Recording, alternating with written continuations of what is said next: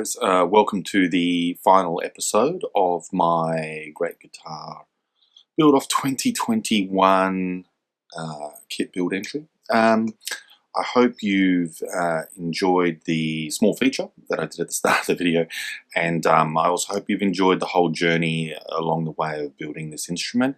I think pretty true to design. At the end of the day, we were able to really follow through with some of our concepts and our designs and actually end up with a end product that looked remotely like what we were looking to achieve. I think at the end of the day, where I realized that maybe the style and design of an instrument like this, isn't for everyone. I hope you do, at the end of the day, appreciate the amount of effort and precision that's had to go into this very, very unique instrument at the end of the day. If you would like to vote for me, the links will be up shortly for you to be able to do that. Probably a fortuitous time as well. Here in Sydney, Australia, we're currently going into a COVID lockdown for the next 2 weeks during the school holiday period, which is never fun. And we're also basically coming, halfway into winter here. So I think the timing of being able to get in and do all the finishing and everything like that for this particular build has been good, especially coming into winter where it's very challenging to do any types of finishes. So to just give you a bit of an overview, obviously you would have seen the feature previous, and you're going to have to go through some dreadful demo stuff. I don't really get an opportunity to play that often. I used to play a lot when I was younger, but I don't, so probably about maybe a year and a half of kind of no real practice. So my apologies for that, but hopefully the sound test will give you a bit of a feeling for the types of tones and sounds that you can produce with this instrument. So to give you a bit of a quick rundown and overview, obviously hip shot tuners. This is a maple neck with a painted front face. It has a customized laser cut brass headstock plate, which is obviously being decaled for the Mastermind Royal. Hip shot tuners, as mentioned, we're working here with a Zero Glide Zero Nut. We've got tall stainless steel frets, rosewood fingerboard that's been finished in a 50-50 tung oil spirit mix. I just like how it brings out the sheen. The neck itself has been finished in 2K poly and highly polished, and has some customized gold pinstriping in the back. Just a subtle thing to bring in the rest of the body. Moving to the back, we see that we can really start to see where that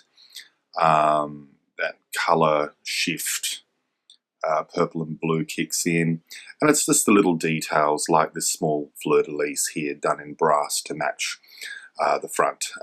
All equipment is Fender USA equipment. On here, hardware, sorry. It's been a long one.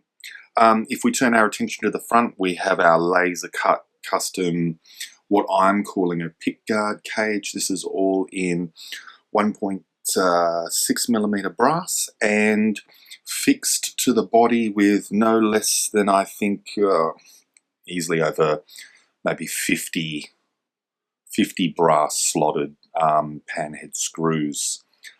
So this is not a luthier's dream in order to do any of the electronics work. We're looking at here at our tremolo system here.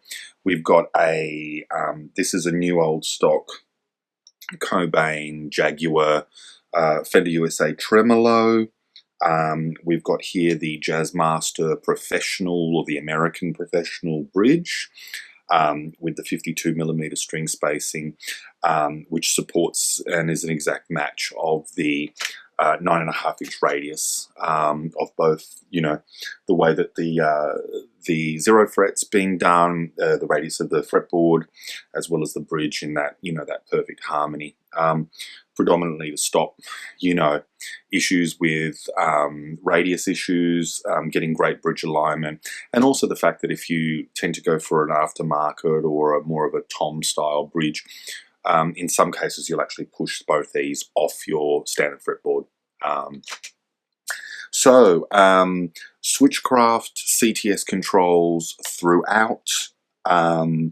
Pickup wise, we've got 4 single coil custom shop pickups. We're looking at a combination here of a custom 69. We've got a Texas Special and a pair of the custom 69s in the front.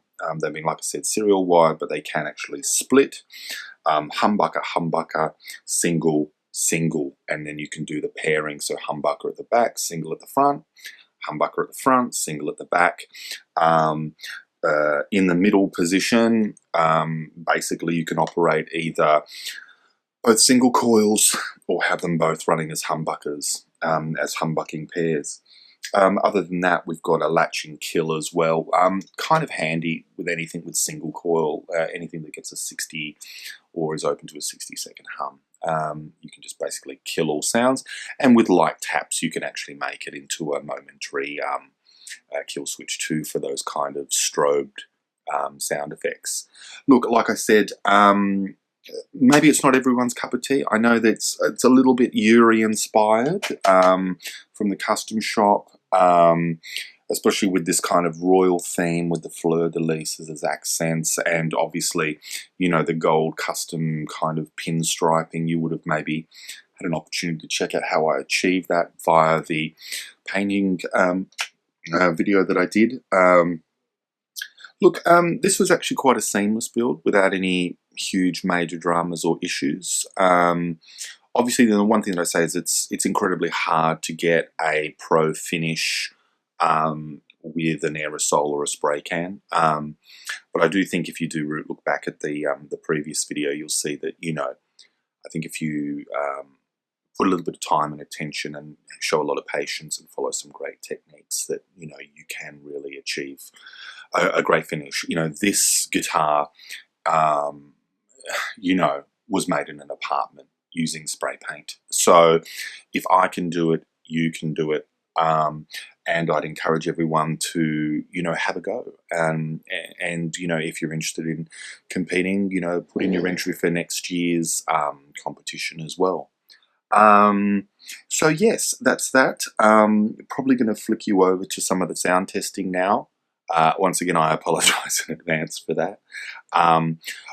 My intention with this is this guitar will be sold. My wife does not allow me to keep any of my instruments that I make. So this will be sold. If you're interested in it, you know, look, please reach out and get in contact with me. If I am fortunate enough to make something like a top 10, then I'll strongly consider putting this up for auction. There are a number of charities that I think would be worthy of some support.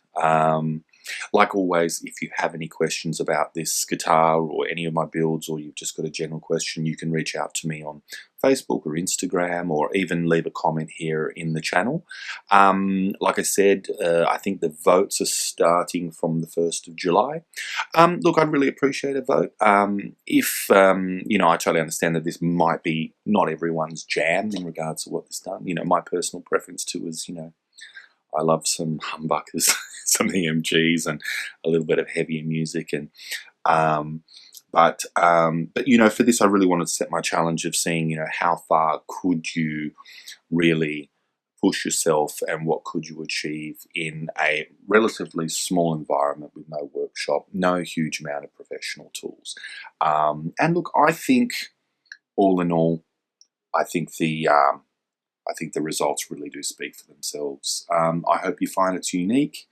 I hope you find it worthy of your vote. And like I said, I've had a great time doing this, and I hope you've had a great time watching it. Thank you to you know, everyone online that's provided some really valuable feedback and comments to me. Thank you to my family for making up the time, or giving me the time to compete.